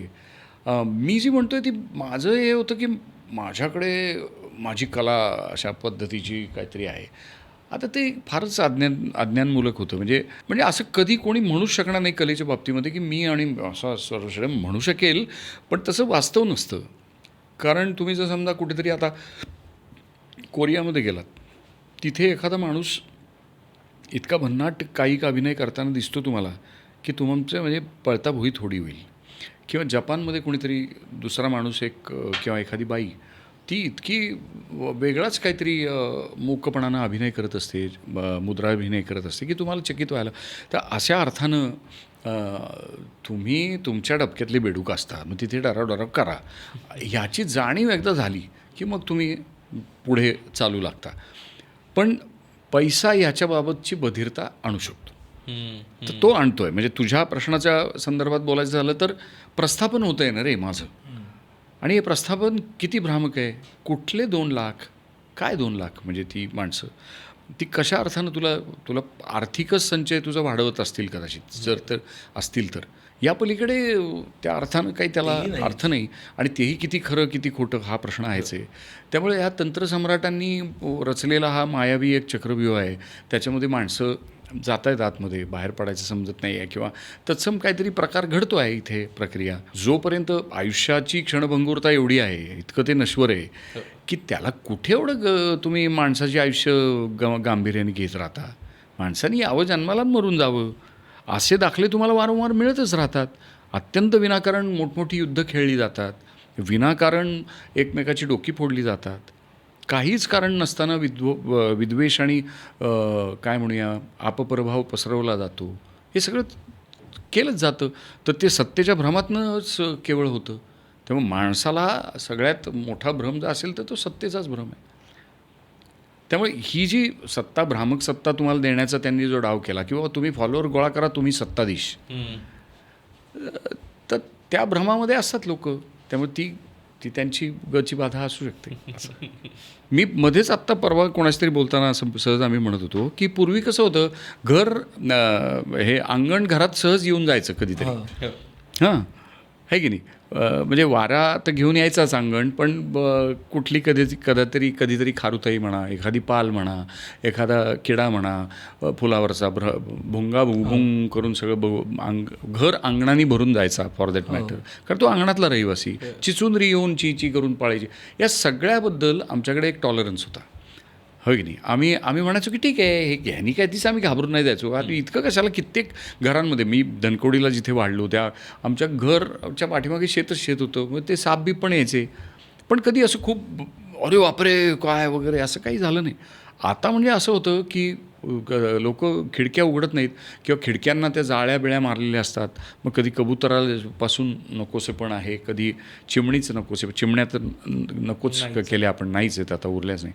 अशा अर्थानं आम्ही अनेक गोष्टींना नकार देत राहिलो, कारण आम्हाला त्या नकारांतनं स्वतः आत्ममग्न आत्ममग्न असं व्हायचं होतं. तसे आम्ही आता आत्ममग्न आहोत. आणि मग साहजिकच मग मला सहनच होत नाही ना इतर कोणी. आणि असं वाटत राहतं की मी हे कष्टानं कमवलं आहे, आता मला असू द्या इथे, तर तुम्ही नका, तुम्ही दुय्यम आहात. मग त्याच्यातनं कधीतरी आवडीनिवडीनुसार मी कधीतरी डावखुरी माणसं नको म्हणतो, कधी म्हणतो की केस असलेली माणसं नको, कधी म्हणतो केस नसलेली नको, काळी नको, गोरी नको. हे सगळीकडे जगभरामध्ये चालू आहे. आणि दुसरीकडे आम्ही ह्याचं सगळ्याचं एक साधं कारण मला असं वाटतं की निसर्गापासून खूप दूर आलो. आमच्या जगण्यात निसर्ग होता. अगदी हसत खेळत आम्ही झाडाला लखडत होतो किंवा गळ्यात, मित्राच्या गळ्यात हात टाकावा तसा झाडाच्या फांदीला हात टाकून आम्ही लटकत उभे राहायचो. इतकी झाडंही होती जवळपास, आहे की नाही, सदाफुली कुठेतरी आलेली असायची, समोरच दिसायची. असं सगळं गणित होतं. इव्हन रस्त्यावर गाई म्हशी होत्या वगैरे. आता ते सगळं आहे तिथंच परसे, काही कुठं हे नाही, पण त्याला आम्ही एक लपवाछपी करून त्याच्यापासून अंतराय केलेला आहे की आता हे नाही. मग आम्ही वेगवेगळी भौतिक साधनं आणून त्याच्यामध्ये स्वतःला बंद करत एक भ्रामक सत्ता मिळवत राहिलेलो आहोत. आणि हे जगभरामध्ये दिसून येतं आहे. तर या सगळ्यामुळे मग हवामान बदलाचे प्रश्न तयार केलेले आहेत आम्ही. पण तुम्ही जा ना निसर्गात, साधेपणाने सह्याद्रीमध्ये कुठेही पायी चालत राहा, मजा येईल, समजून येईल तुम्हाला, कितीतरी गोष्टींपासून मुक्तता लाभेल. तर हे जे काय म्हणूया साधनांचं वैपुल्य जे झालेलं आहे, त्याच्यामुळे त्या साधनांमध्येच साध्य एकवटून गेल्यासारखं, की ही खूप साधनं गोळा करायची, हेच माझं आयुष्याचं साध्य, असं ते कुठेतरी आम्हाला वाटायला लागलेलं आहे. त्यामुळे आम्ही गोळा करतो आहे वस्तू. प्रत्येकाच्या घरात तुम्ही बघा, गेल्या 10 वर्षामध्ये इतक्या अनावश्यक गोष्टी जमा झालेल्या आहेत, वस्तू प्रत्येकाच्या घरात आहेत आपल्या. आम्ही ते आमच्या प्रस्थापिततेचं, आर्थिक सुबत्तेचं लक्षण मानलं, विकासाचं. आम्हाला नेमकं कळलं नाही, पण आम्ही फार विकसित होतो असं मला वाटतं. भावनिकदृष्ट्या आम्ही खूप विकसित होतो. आमची शाळेतल्या सगळ्या पोरांबरोबर दोस्ती होती. आजही ते मग मित्र व्हॉट्सॲपवर वगैरे, तर त्यांनी उणं म्हणलेलं आम्हाला सहन होत होतं. काही म्हणलं तरी चालत होतं. त्याच्या आईने आपल्याला मारलं तरी चालत होतं. बघा ना, ही सहिष्णुता कुठपर्यंत होती. सहजगत्या तुमचा 4 चौकात पाणउतारा करणारा विनोद कोणी करू शकत होतं. तुम्ही काय लगेच मारायला जात नव्हता. आता हे सगळं होतं, इथेच होतं. अहो इथे शाहीर दादा कोंडक्यांसारखा माणूस त्या वेगळ्या पद्धतीचे विनोद करतच होता ना. बरं, तो दोन्हीकडं, उजवीकडं डावीकडं दोन्हीकडं राहून आलेला माणूस, आणि त्याला सगळ्याकडे जनाधार होता. सगळी माणसं त्याला म्हणजे सगळ्यांना ते आपलेसे वाटत होते. आणि त्या तळागाळातला माणूस होता. किंवा तमाशातले आमचे सोंगाडे जे होते मंडळी, ती एकदम बिनधास्त तुमचं धोतर खेचत होती, पण तुम्हाला काय वाटत नव्हतं. आता आम्ही खूपच असे आमच्या खोट्या प्रतिष्ठाननी अगदी त्यांचे बुर्ज खलिफा झाले. शिखर पादाक्रांत केली सगळी त्यांनी. आणि त्याच्यामुळे मग साधेपणा अवघड झाला, खरेपणा अवघड झाला. मग त्याच्यामध्ये थोडंसं मग सांगण्यात यायला लागलं तुम्हाला माध्यम, सगळ्यात राजकारण असतं जीवनाचं. काही गरज नाही ना, मला जर कुठली सत्ताच नको आहे तर कायचं राजकारण एका परीनं, असं आहे ना. आणि त्यामुळे आता मातृभाषेशी आमचं नातं नाही राहिलं. मातृभाषेशी नाही, आमच्या मग परसातल्या झाडाशी नाही ना. मग त्याचं झाड ते आम्ही इंग्रजीतलं म्हणतो. मग आता कधी जंगलात कधी काळी तुम्ही एखाद्या टूर ऑपरेटरनी भरीस घातल्यामुळे केलाचंच, तर मग तिथे त्याची इंग्रजी नावं, बॉटॅनिकल नावं घेत स्वतःचं ज्ञान पाजळत राहता. तुळशीचं पान नका, मला बेझिल लिव्ज हवेत. हां, आणि तुम्ही साधेपणाने जाऊन त्या झाडाला गळामिठी मारून बसलेत बाबा 2 मिनटं, असं होत नाही. त्याची ही माहिती, मग त्याचं ते माहिती असं एक इतकं लोकांना म्हणजे फुकाचं शहाणपण घ्यायचं आहे म्हणून त्या माहितीचा मला तिटकारा येतो. म्हणजे नको मला माहिती, माझं अज्ञान मला फार प्रिय आहे. त्या अज्ञानामुळे माझं कुतूहल तयार होतं, माझ्यात निरागसता राहते. नाही, हे अतिशय मी मनापासून म्हणतो आहे, कदाचित खूप मूर्ख वाटेल लोकांना किंवा बऱ्याच लोकांना वाटतंही, पण मला मजा वाटते त्यात. म्हणजे उदाहरणार्थ अमुक ॲपचं काहीतरी गणित आहे किंवा काहीतरी एक लघुलिपीमध्ये लिहिलेला शब्द आहे ॲब्रिव्हिएशनमध्ये, तर मला कळतच नाही ते. मग मी माझ्या मुलीला विचारतो हे काय आहे, तर मला लाज नाही वाटत. किंवा मी तुलाही विचारीन, हिला विचारीन, कोणालाही विचारीन, मला नाही लाज वाटत. भर सभेत विचारायला सुद्धा लाज नाही वाटत की मला नाही येत हे. आता आजचं काळ असं होऊन बसलं की असं नाही करायचं, असं नाही म्हणायचं, सगळंच तुम्हाला येतं आहे. हां, कारण तुम्ही चोरून पटकन इथे ते करताना ते यंत्राला विचारता वगैरे. मग त्यामुळे तुम्हाला अनुभव आपण घ्यावा आणि त्या अनुभवातनं काही हाताशी लागावं अशी आसच संपली आहे, गरजेचंच नाही ते.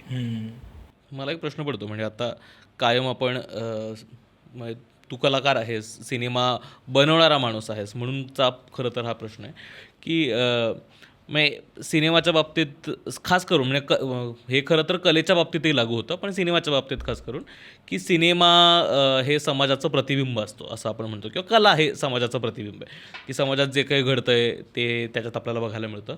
असं तुला वाटतं की सिनेमा हा समाजाला इन्फ्लुएन्स करतो असं वाटतं? कारण आपण ज्या पद्धतीचे सिनेमेसुद्धा आपण आत्ता बघतो, म्हणजे जर आपण देऊळ बघायला गेलो तर देऊळ कदाचित हा सिनेमाचा प्रतिबिंब असलेला सिनेमा आहे, पण अलीकडच्या काळात काही सिनेमे ज्यात आपण फक्त हिंस्र, मारामारी, वेगळीच काहीतरी माणसं आणि असं काहीतरी बघतो, मग त्याच काळजी वाटायला लागते. मग खास करून जी पालक असतात, ज्यांची लहान मुलं असतात, त्यांना असं वाटतं की अरे बापरे, हे जर नॉर्मलाइज झालं की माझ्या मुलांनी हे पाहिलं आणि या जर काही गोष्टी त्यांच्या मनात बसल्या की हे चालतं, तर कदाचित त्यांचा परिणाम होईल त्याच्यावर. तर सिनेमा या माध्यमाकडे बघताना तुला काय वाटतं, म्हणजे सिनेमा हा समाजापासूनच्या गोष्टींमधनं इन्फ्लुएन्स्ड असतो की इन्फ्लुएन्स करतो? पैशाचं ते बळकटीकरण झालेलं आहे की आता तुला पैसाच कमवायचा ना, मग तुला शिकवणारे 50 आहेत की यश कसं मिळवायचं, यशच मग पैशाने पैसा कसा कमवायचा. मग तसंच ते आहे की चित्रपट कसा बनवायचा, तो यशस्वी चित्रपट 1000 कोटीचा कसा बनवायचा, and so on so fourth. या पद्धतीने माणसं करत आहेत.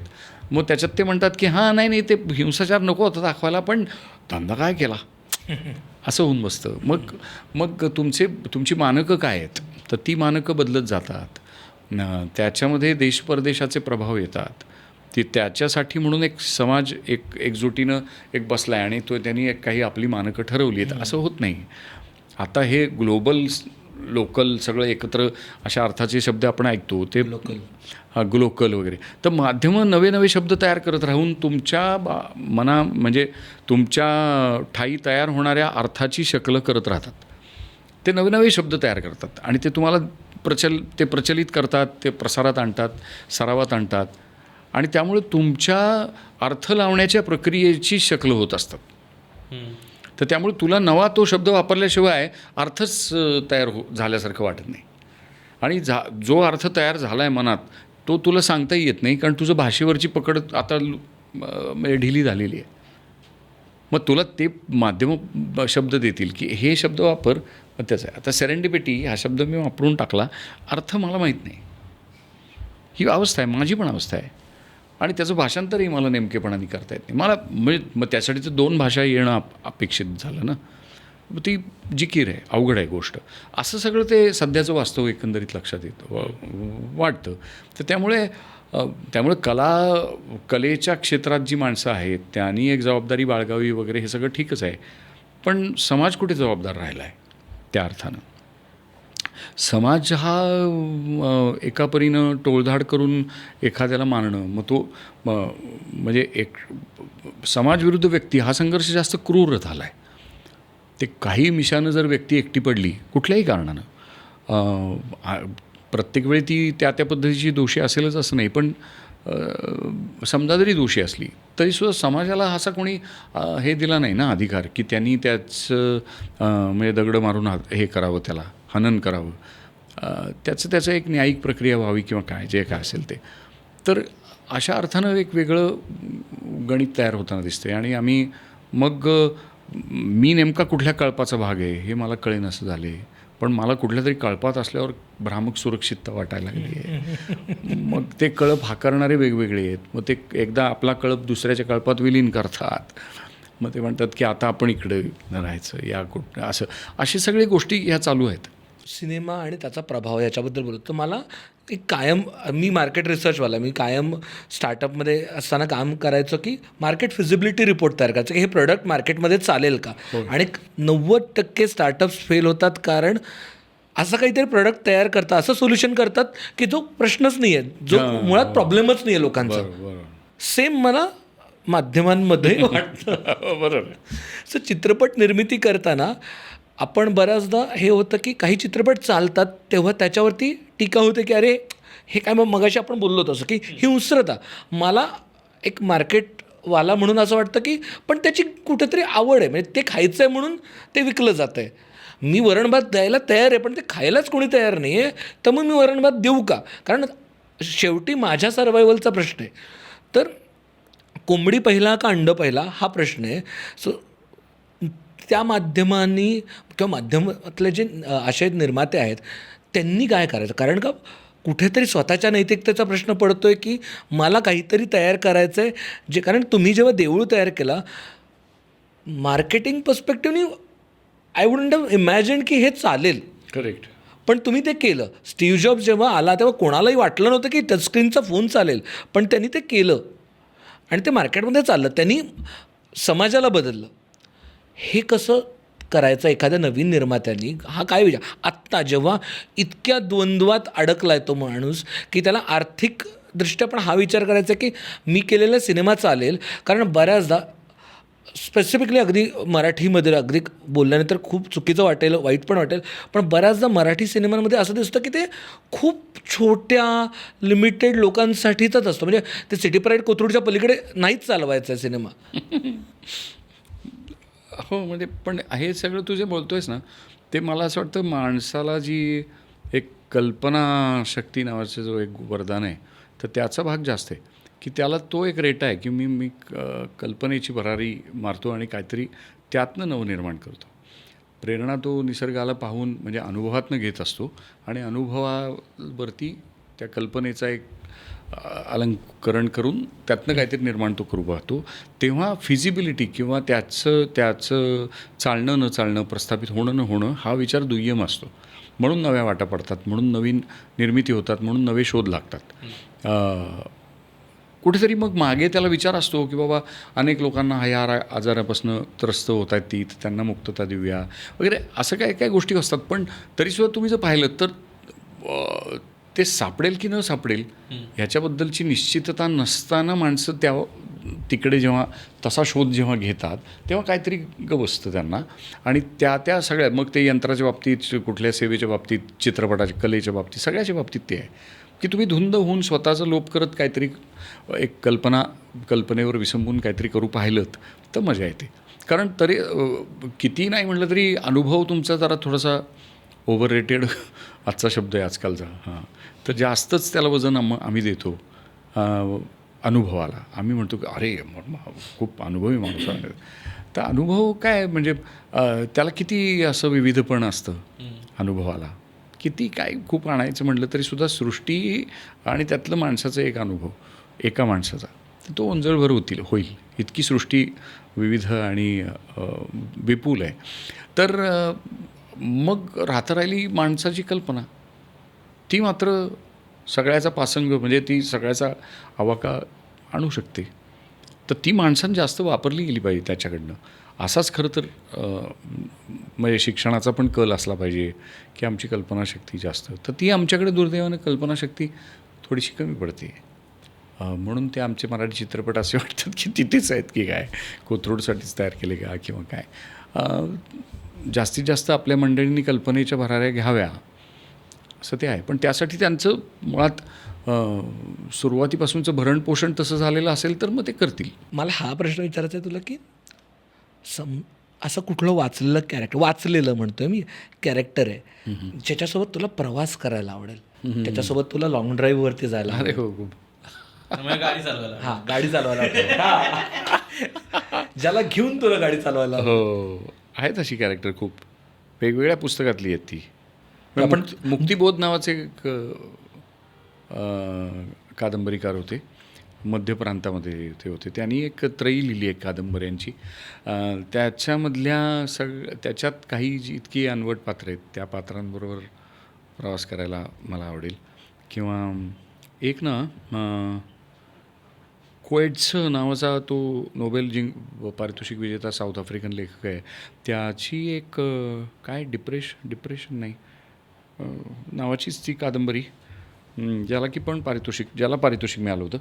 तर त्यातलं एक प्रोफेसरचं पात्र आहे, ते पण पात्र फार भन्नाट मला आवडलं होतं. नंतर जी ए कुलकर्णींच्या कित्येक माणसांबरोबर म्हणजे त्यांच्या प्रत्येकच पात्राबरोबर तुम्हाला म्हणजे त्यांच्याबरोबर प्रवास केला आहे. खानोलकरांच्या रात्रकाळी घागरकाळीमधली पात्र धमाल पात्र, म्हणजे अशी मला आता प्रश्न जयवंत थोडासा define- दळवींचा तो सारे प्रवासी घडीचे मधला माणूस. तर अशी काय पात्र आठवतील? मला आदर प्रश्न थोडासा आता परत एकदा टाकायचा हा प्रश्न. इमॅजिन कर तू बस चालवतोस, त्या बसमध्ये तुला कुठली कुठली पात्र हवी? हां, मग तो डॉन कॉर्लिओनी पासून सगळे जण त्याच्यामध्ये त्याच्यापासून अंतू बर्वा असे सगळेच लोक घालता येतील त्या बसच आहे म्हणल्यावर. पण तुम्हाला विविध गोष्टींची भूल पडत राहते. आणि म्हणजे उदाहरणार्थ आता मी हा जो सिनेमा पाहतोय तर त्यातला तो शिक्षकाचा जो काम करणारा नट होता, त्याचा काय म्हणजे तो आविर्भाव आणि देहबोली आणि त्याच्या डोळ्यातली चमक, अरे काय देखणा अभिनय होता तो असं. किंवा मी एक राल्फ फिएनेसचं नाटक पाहिलं लंडनमध्ये, तर तो जो काय अभिनय करत होता, तर अरे बापरे. तर त्यालाही घेऊन जायला आवडेल मला बसमध्ये. असे खूप यादी खूपच काढता येईल. म्हणजे अर्थात असे देखणे लोक खूप आहेत जगामध्ये आणि ते खूप मस्त उत्तुंग छान काम करत राहतात. त्यामुळे तसं पाहताना माणसाच्या आनंदासाठी खूप निदान आहेत. म्हणजे ती तुम्ही शोधत राहिलं पाहिजे. असं काही तिथल्या आपल्याच घरातल्या आणि जवळच्या लोकांवर भार टाकत बसायचं कारण नाही की माझ्या आनंदाचं कारण व्हा म्हणून. खूप आजूबाजूचा निसर्ग, झाडं, पानं, फुलं ही सगळी जबाबदारी आनंदाने घ्यायला तयार असतात, ती करत असतात. असं तुला सगळ्यात जास्त राग कशाच येतो दादा? म्हणजे अशी कुठली गोष्ट, राग- अशी कुठली वृत्ती किंवा असं काय आहे की जे बघून तुझी तिडीक जाते? नाही, हा जो म्हणजे ज्याला बाजारगप्पा किंवा प्रचार, फुकाचा प्रचार, प्रपोगंडा किंवा अशा पद्धतीच्या ज्या गोष्टी आहेत ना, त्याच्यावर जेव्हा बुद्धी गहाण ठेवून आपली लोक जवळची वगैरे पण ते विश्वास ठेवून ती इतकी अंध होऊन जातात ना. अंध म्हणजे ती झापडं लावून घेतात. माझं काय म्हणणं आहे की एखादा विचार तुम्हाला पटला आहे आत्ता, तर असू द्या, ओके, तो आहे. एकदम त्याचे गुलाम दास्य नका स्वीकारू. त्याची पडताळणी करा, 4 ठिकाणी त्याला घेऊन जा आपल्याबरोबर, आणि मग तो 4 ठिकाणी बसू उठू शकतोय का हे बघून मग तो विचार आपलासा म्हणा. त्याची आम्ही पडताळणी करत नाही आणि लगेच ते ग्राह्य मानून ते धरून चालतो. आपण त्याला आणि हे त्रिकालाबाधित- दोन्ही बाजूच्या बाबतीत आहे. म्हणजे असं काही मला कुठलीच विचारसरणी किंवा काय कशाचं हे करायचं नाही. उजवे असो डावे असो सगळे लोक तसंच करू पाहतात आणि त्यामुळे त्यांच्यामध्ये एक प्रकारे इतकं एकरूपत्व आहे. हां, म्हणजे ते कट्टरतेच्या बाबतीत ते दोघंही तेवढेच आहेत, तिथेच आहेत. तर त्यामुळे ते फार म्हणजे असं काय म्हणूया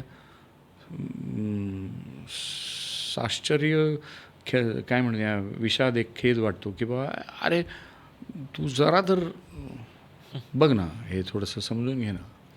असं माझं सत्य तुझं सत्य वेगळं असू शकतं ह्याच्याबद्दल विश्वासच नाही. विश्वास. सगळं त्रिकालाबाधित सत्य, गॉस्पल ट्रूथ सारखंच धरायचं आहे मला. आणि ही प्रक्रिया आहे मुळात. सत्य नावाची गोष्ट साक्षेप आहे. ती तुम्हाला काय म्हणूया आचार विचारांमधनं जोखून पाहून स्वतःपुरती तयार करता येते, स्वतःच्या पोटापुरती. ती नंतर एक सगळ्यांसाठी म्हणून एक सकल त्रिकालाबाधित म्हणून स्थापित करायची असेल तर त्याला पुन्हा खूप मोठं सायस आणि खोटेपणा किंवा हे करावंच लागतो. तर तेव्हा ते मग सत्य स्थापित होतं. सत्ता लागते कारण त्याला अमुक ठमक असं. त्यामुळे सत्य हा विषय आपल्यापुरता माणसानं हे करत राहावा, पण ॲट द सेम टाईम दुसऱ्याचा तो अधिकार आपण समजून घेऊन त्याला तो देत राहावा. खूप सुंदर बोलला रे. सत्य स्थापन करायला सत्ता लागते. हो, नाही तर काय तो प्रस्थापित करायला आणि तेच सगळ्यांचं मिळून एकत्र एक सत्य स्थापित करायला त्याला सत्तेशिवाय कसं करणार. नाही आम्ही सगळ्यांनी मिळून म्हणायचं की तू ग्रेट आहेस, तर त्याच्यासाठी तुला सत्ताच लागेल. आम्ही थोडीच म्हणणार नाही ते.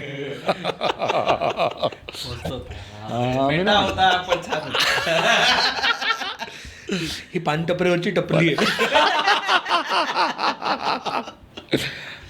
नाही नाही, म्हणजे असं आता उदाहरण देतात म्हणून मी तू असं म्हणा असं काही नाही. ते कोणालाही म्हणू शकतो आपण. परत थोडा ऑफ ट्रॅक वाटेल पण प्रश्न पडतो ते म्हणजे आर्टच्या बाबतीत, कलेच्या बाबतीत ते कसं म्हणतात की आर्ट म्हणजे सफरिंग असेल तर आर्ट येईल. तर आर्टसाठी सफरिंग गरजेचंच असतं का आणि असायला पाहिजे का? मी काय त्यातला अभ्यासक नाही, त्यामुळे माझ्याकडे कुठला असं सॅम्पल साईज आणि त्याचा अभ्यास नाही. पण मला जे वाटतं तेवढंच मी सांगू शकतो की वेदना नावाचा जो भाग आहे तो माणसाच्या जगण्याचा, अस्तित्वाचा, कुठल्याही अस्तित्वाचा एक अविभाज्य घटक आहे. तर त्या घटकाबद्दल तुम्हाला एक चांगली समजूत जर पटली आली तर त्याचं रूपांतरण तुम्ही जास्त चांगल्या करुणेमध्ये करू शकता. त्या अनुभवाचं उत्तम करुणा असेल तर त्यामुळे तुम्हाला तुमच्यापेक्षा भिन्न अस्तित्वाची ओळख पटेल आणि तुम्ही त्याचं अस्तित्व मान्य कराल आणि मग अशा अस्तित्वाला तुमच्या कलेमध्ये मग त्यामुळे स्थान द्यायला प्रॉब्लेम येणार नाही. तुमच्याकडनं कला घडेल. नाही तर कला म्हणजे काय, माझंच पेंटिंग लावल्यासारखं होईल ना. कलेमध्ये हे सगळं यायला हवं ना. या सगळ्याचा अर्थ लावण्याची जी प्रक्रिया आहे, स्वतंत्र विचाराची जी प्रक्रिया आहे, त्यात मुळात मी हे अस्तित्व मान्यच नाही केलं माझ्या परीचं तर अवघड आहे. आणि ते मला मान्य करायला मला जी वेदना करुणेकडे घेऊन जाते तशा अर्थानं वेदना उपयोगी पडते. वेदना मला जमिनीवर आणते, होय की नाही. माझ्या नश्वरतेबद्दल, माझ्या या मातीच्या देहाबद्दल मला एक दाखला देते. अशा अर्थानं ती वेदना उपयोगाची आहे. आणि त्याची माझी समजूत पडते की अरे हा म्हणजे ते बुद्धाला जे दिसलं तर त्याला ते उपरती त्याच्यामुळे झाली. तर दुसऱ्याचं दुःखही कळेल ना मला माझ्या वेदनेमुळे. परदुःख नाही तर कळणार नाही. अशा वेगवेगळ्या पद्धतीने त्याचा उपयोग होत असावा माणसाच्या वेदनेचा. म्हणजे माणूसपणाकडे जाण्यासाठी जर त्यांनी वेदना वापरली तर डेफिनेटली त्याच्या कलेमध्ये त्याचं प्रतिबिंब पडेल. पण मला वेदना झाली, मला झालं तर मी तुला आता बघच कसा छळतो, ह्या पद्धतीचा जो एक सूडात्मक प्रवास आहे तो काही कलेमध्ये शक्य नाही. म्हणजे तिथे मग ती युद्ध घडतात. म्हणजे आता आपण पाहतो ना की एक समुदाय ज्याच्यावरती खूप प्रचंड अत्याचार झालेला आहे, तोच समुदाय आता दुसऱ्या एका समुदायावर प्रचंड अत्याचार करतो आहे. हे किती दैव दुर्मिळ असेल. सो अशा दोन्ही गोष्टी आम्ही एकाच कालखंडात पाहतो. थँक्यू सो मच दादा, खूपच मजा आली. थँक्यू. मोकळेपणानं गप्पा मारता आल्या. म्हणजे आम्ही दोघं पण बऱ्याचदा एपिसोड म्हणजे पॉडकास्ट करण्याआधी काही प्रश्न काढतो, हे करूयात ते करूयात. आम्हाला आज मजा आली की आज तू समोर असताना सुद्धा आम्हाला सगळं बाजूला टाकून आपल्याला जे वाटतं ना त्या मोमेंटला, त्या क्षणी जे वाटतं ते विचारूयात आणि मजा घेऊयात. म्हणजे आनंदाने काम करूयात. मला पॉडकास्ट आज आम्हाला करता आला तर खूपच मजा आली. Thank you so much. खूप आभार. तुम्ही मला इथे बोलवलं. मला खूप दिवसापासून असं उगाचच वाटत होतं की अरे काय बोलवलंच नाही इतके शेजारी. तर ती एक हळहळ तुम्ही मिटवली माहिती. म्हणजे आता अजून आनंदाने मी गोष्टी करीन.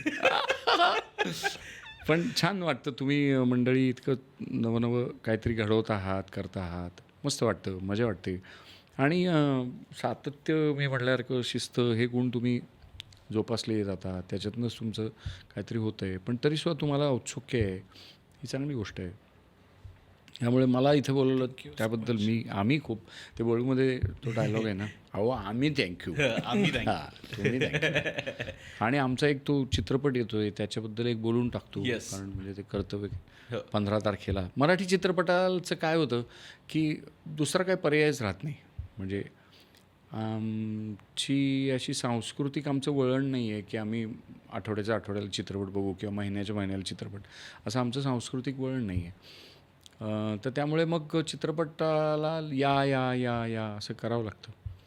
आणि भाऊगर्दी आता एवढी झालेली आहे, म्हणजे इतके विकल्प उपलब्ध आहेत, हे नाही तर ते नाही तर ते. अशा वेळी स्वतंत्र आणि जरा थोडासा काय हटके जरा विषय असा काही चित्रपट असला की अवघड होऊन बसतं, म्हणून ते सांगावंसं वाटतं. तर बाप्या नावाचा चित्रपट 15 तारखेला तुम्हीही बघा बरं का, सगळेच पहा, आवर्जून पहा, तुम्हाला विरस नाही होणार. झाला तर मग माझा पुढचा पिक्चर बघू नका. मग आता काय करणार. हां, म्हणजे मी खोटं बोलत नाही एवढं खरं, माझा काही विरस नाही झाला. आणि काय त्याला पारितोषिक वगैरे मिळाले पिफमध्ये, इंटरनॅशनल सर्वोत्कृष्ट मराठी चित्रपटाचं. पण म्हणून तुम्ही बघा असं नाही, मी सांगतो म्हणून बघा, मजा येईल नक्की. असो.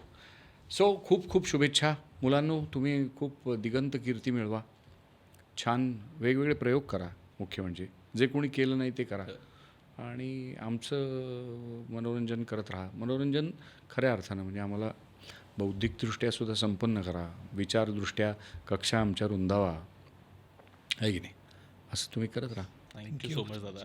तुम्हाला आजचा भाग कसा वाटला नक्की कळवा. खाली कॉमेंट्समध्ये लिहायला विसरू नका तुम्हाला जे काही वाटतं आहे. आणि अमुक तमुकला अजूनही सबस्क्राईब केलं नसेल तर जरूर करा.